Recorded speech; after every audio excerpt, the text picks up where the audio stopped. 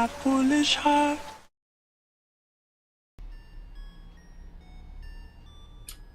Okay. Yeah, I think I'm ready to transition to live whenever you are. Yep, I'm ready whenever. Okay, we'll transition in 3,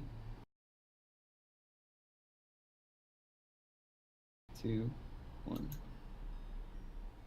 Okay, we should be live. Right, cool. So, welcome, ladies and gentlemen, to Donkey Kong 5, The Journey of Over, Time and Space. I have a lot of explaining to do, but we will do that when we start the run. I will give a countdown for time very quickly. Okay, I'm ready whenever. So, we'll just go and go. So, 5, 4, 3, 2, 1, go. So, welcome to DK5, The Journey of Over, Time and Space. And as I mentioned, I have some explaining to do. So, this may look familiar to some people out there who maybe haven't seen this game before. This is a Chinese bootleg game developed by Syntax. So, this is Mario Bros. This is literally the first 5 world of Mario Bros. On the Game Boy Color, with Donkey Kong Country sprites. Unfortunately, this isn't even just like a ROM hack where someone's replaced the sprites. This was remade from scratch. So the physics are terrible, there are an infinite quantity of dropped inputs, and we just kind of need to put up with the game gives us. So this game plays, like I said, just like the original Mario Bros. Does, except, you know, with worse handling controls. There's a lot of lag in this game. You can actually hear it because the music is tied to the frame rate. And yeah, so when it comes to movement in this game,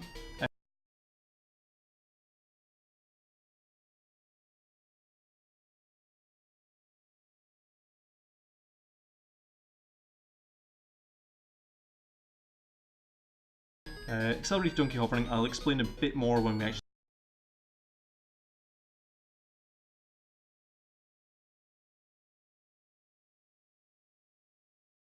on the ground as much as we can.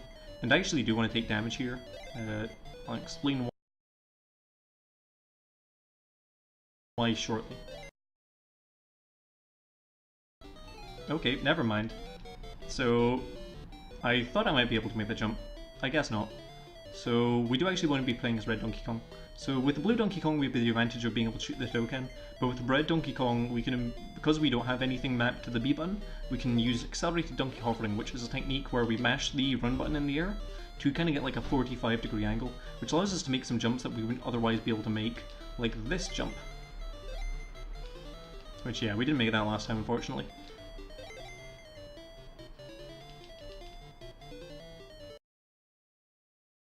Yeah, so this is DK5. If anything looks decent, you can't even praise the developer because almost all of it's stolen. Like the art's stolen, the music's stolen, everything is stolen basically. So this is the first castle of the level, castle of the game. There's like I said, there's going to be 5 worlds. We're going to be collecting the power up here just for the damage abuse. As you can see, there's a bunch of fire bars here. We're just going to run through them. And using accelerated donkey hovering to land as quickly as we can. Generally, Donkey Kong just kind of like falls straight down, which we don't want to be happening. And we also don't want to be playing as small Donkey Kong like at any time. Oh yeah, that's Dracula. Dracula's now dead. Small Donkey Kong is incredibly slow, so we're going to be avoiding small Donkey Kong wherever possible. So this is World 2.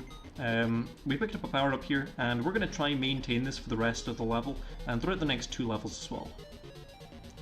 The reason for that is Stage 3 is a bit of a pain, so like I said, we're going to try and maintain this so we can have as many hits as possible in. So we're going to see the equivalent of piranhas in this game. These are these weird like metallic guys. Their hitboxes suck, much like everything in this game. So we just need to kill them and get around them as quickly as we can. So there's also these like flying enemies. These flying enemies also suck. Yeah, we took a hit there. That's a shame. Is that a life? No, that isn't a life. Sorry. I was trying to see if there was a power-up we could take at the end of this level. Fortunately not. So yeah, we're gonna have to just put up with what we're given, I guess. So the next level is going to be the first water level in the game, and I think like one of two. Unfortunately, we don't have the blue Donkey Kong here, so we can't shoot the Hadokens to go even faster. However, we can just kind of swim as fast as we can.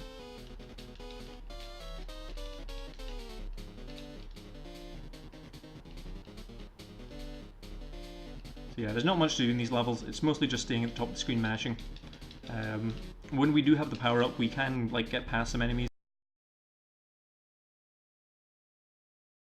which would normally be pretty slow to get past, like here. Like we need to just kind of wait for that fish. Because we want to be hugging along the top, mostly for lag reduction, because that way we don't need to see what's like on the floor of the level. And it just kind of goes fast. I don't really know why. So I'm not sure how many of you will remember, but in the original Mario Bros, the next level is a bridge where there's a bunch of Cheep Cheeps, and you just kind of need to like run over the Cheep Cheeps. This level is the same, but it's going to be significantly worse because the Cheep Cheeps hitboxes are terrible, and there's absolutely no telegraphing for when they're coming, and it's pretty atrocious. So let's see how this goes. Hopefully we don't die. So a lot of it's going to be kind of just memorizing where they are coming out, which I have most of them memorized, but there might be one or two that surprise me. Hopefully not though. Hopefully if there's a surprise, it's a good surprise. So we're gonna get this powered up here. So usually it's really nice just to kind of damage abuse through here with the like the Hadoken power up. Unfortunately we did take a hit there, but that is okay. That is not the end of the world. Fortunately there's no more power ups in this level. When it comes to checkpoints in this game, and like how deaths impact the run, you just get sent back to the beginning of the level. So there's no checkpoints, there's like no halfway markers or whatever. And if you game over, you also just get sent back to the beginning of the level, so even if we do game over for whatever reason, it is not the end of the run to any extent. So this is the second castle. These castles are relatively short and generally don't pose that much of a threat. This is only one with a kind of precise trick to it. Let's see if we can get this here. So we need to stand in between these two fire bars. There we go. And it's more precise than it looks, unfortunately. We also need to get past here. So if you're bad with your timing, that fire bar that's spinning around there can hit you. And it is a pain, but we managed to navigate that mostly painlessly. So there's World 2. There's Saki and Dracula defeated. I have no idea what's actually happening in any of those cutscenes, by the way. I've never actually seen them. So yeah, we're going to have two of these flying enemies to start off this level. The music in this level I actually love. I don't know what it's from, but it's probably like a decent game. And this is one of like the faster levels in the game. It's just going to be us running through with very little to actually concern ourselves about.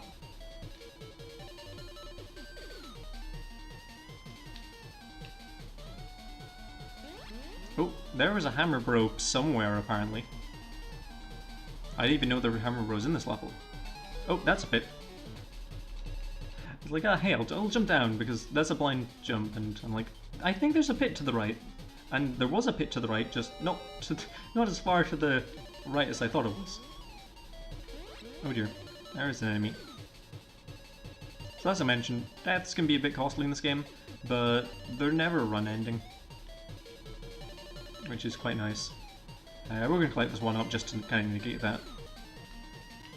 I'm also going to stay close to the floor so I can actually see where I'm going.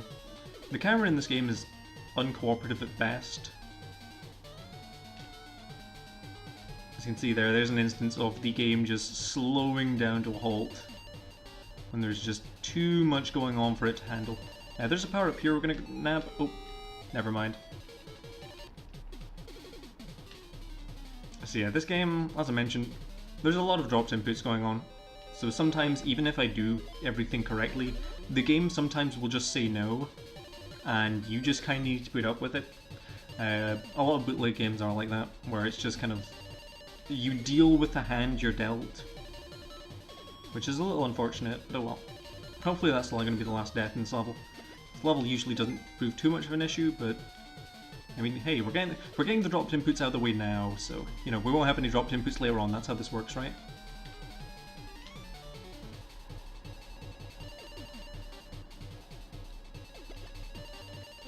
Yeah, there was an instance where I was jumping, didn't quite get the jump through apparently. Yeah, that was the end of the level. We just need to jump over here and climb up the staircase, and there we go. So that was 3-1, on to 3-2. This is another fairly fast level where we're just going to be donkey hovering over a lot of things, I think. Or maybe I'm getting confused with the third level. Quite possibly I'm getting confused with the third level. Yeah, there's not going to be too much going on here. Just us running through. Picked up the blue power-up to deal enemies. Make sure that if we do get hit, that it's not the end of the world. This is just going to be us running through most of this level, to be honest. Okay, do get hit there. That's okay.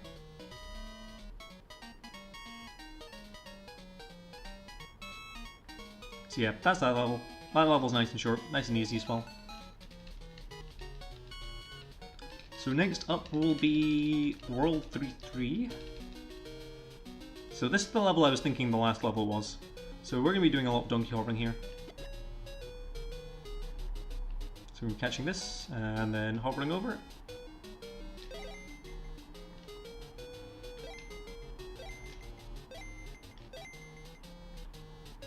Okay, and we get that cycle, cool. Just gonna land here for safety. Get up there. Over here. So you can see that Donkey Kong just kind of like clips up the weight ever so slightly when he's near the top. It's a bit of a pain, but it allows us to get some extra height for free. So this is the World 3 Castle. This should be fine, although it has some strange bits to it, like this segment where we need to watch out for these fire bars. Just need to make sure we're jumping at the right time. So, as tradition in Mario, there is hidden blocks. There actually are, like, they're just kind of there. But, like, you know, they're just invisible still. So yeah, we're going to need to wait for these fire bars. Jump through them when we have the opportunity. Oh, we're going to wait for that fireball as well. Okay, never mind. So, when you take damage to go to Small Donkey Kong in this game, you generally fall like a brick. I'm quite surprised we didn't die there, to be honest. That usually goes pretty terribly. We didn't clip into Dracula there. That wall can cause issues sometimes. That's one of the only instances where there is like a wall above the switch. So sometimes you can just die there, but luckily that didn't happen. So this is World 4-1. Generally in the any percent route, you go straight here from level 1-2. So that's a pretty large skip. So we're just going to need to wait for that bomb to drop there. So a lot of this stage is watching out for enemies and enemies dropping stuff. Like there is actually a Lakitu type enemy up there dropping all this stuff, which you're going to need to watch out for. For example, up here. Yeah, we just need to look up there, because looking up there causes them to drop that bomb. And then running along here. So World 4-2 is going to show us one of the main shortcuts we use in this route, which isn't like, you know, it's generally how you get to the warp zone, but we're not going to be using it for that. So we'll just explain this a bit more when we get to it, just so I'm going to make sure I don't have any failures until we get there, of course. That would be not ideal. So we're not going to bother picking power up here, we're just going to wait for that to go back to the top. And there we go. So yeah, we're just going to run along the top of this level. It's nice and easy, just need to make sure we don't fall until the very end, when we actually do want to fall.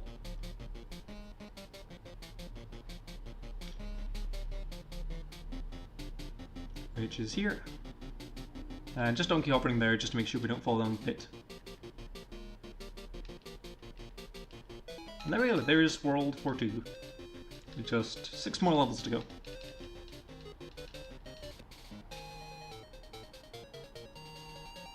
So this is another level where we're going to be doing a lot of donkey hovering. Just need to load in the enemy to cause them to run down. And then we need to get up there. I don't like those flying enemies, they cause me issues. Not like the best of days. Once again, another level where we're just going to be kind of donkey hovering everywhere.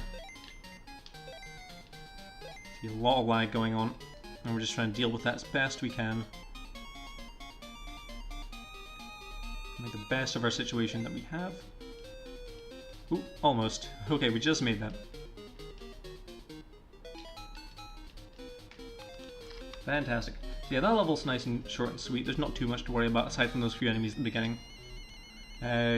World 4 Castle. This is one of the more stressful castles I find. Okay, we fell there. Let's see if we can just jump over that. Cool. There is a fire bar here, which we need to wait for.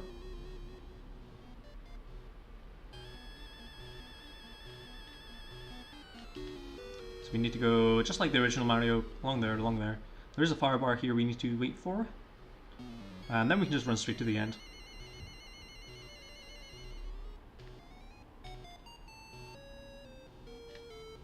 And there we go, there's World 4 completed. Just one more world to go. So, the 5th world is the only world you actually see in its, like, fullness in any percent. So it's the one I'm the most familiar with. So, this is the first level. This first level kind of sucks, to be honest. That wasn't a drop input, that was just me sucking. So, unfortunately we're not going to be able to go really fast in this level. In this level we use the invincibility power-up for like the first and only time in this run.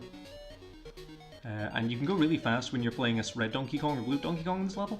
Unfortunately we got reduced to Diddy Kong, so going to be a bit slow. These flying enemies are terrible. As I mentioned before, their hitboxes are huge and just completely misleading. So we're just going to run through this level as fast as we can with small Donkey Kong.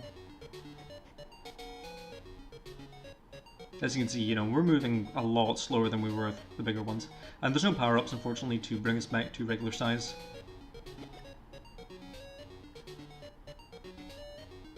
But yeah, that was 5-1. 5-2 coming up. 5-2 is going to be one of the first levels we're going to be seeing Hammer Bros as like a main enemy. So there is going to be a power-up we're going to be collecting very near the start, just here. And we're going to pray that this Hammer guy cooperates with us. Because there's sometimes a chance that he just won't. There we go. He was cooperative today.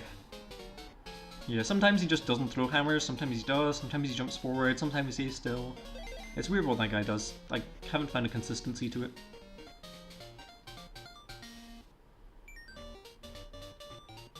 We're just kind of running past everything at this point. Donkey hovering to be able to make it onto those guys. We're not going to be collecting power up, just because Donkey hovering is so beneficial in the next level.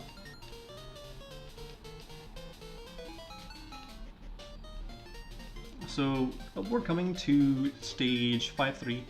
This is going to be one of the final levels where there's just a lot of jumping and a lot of Donkey hovering to get around some stuff. So we're just going to wait for him there. And to wait for these enemies. So that's nice and quick. Donkey hovering to make it to that platform. And then once we're up here, hopefully we don't get hit there, good. And Donkey hover to make it there. Donkey hover onto that enemy. And then use that to make it up there, which allows us to get over and to the flagpole very quickly. So this is going to be the final level of the game. Time's going to be coming up when we land on the switch at the end. So 5-3 is... it's a pretty simple castle. It's very similar to the World 3 one I find. So we're just going to be navigating through here. We're going to collect this for safety. So we're going to be running along here, ducking under that fire bar. And then just running along here, damage beating through there with the ice power up. If we didn't, we'd need to wait there and just kind of hope we make the cycle. So there's going to be a fireball there, we're just going to run under it, and... time. Nice, got a 18-19. 18-19, that's alright. We defeated Sweet, so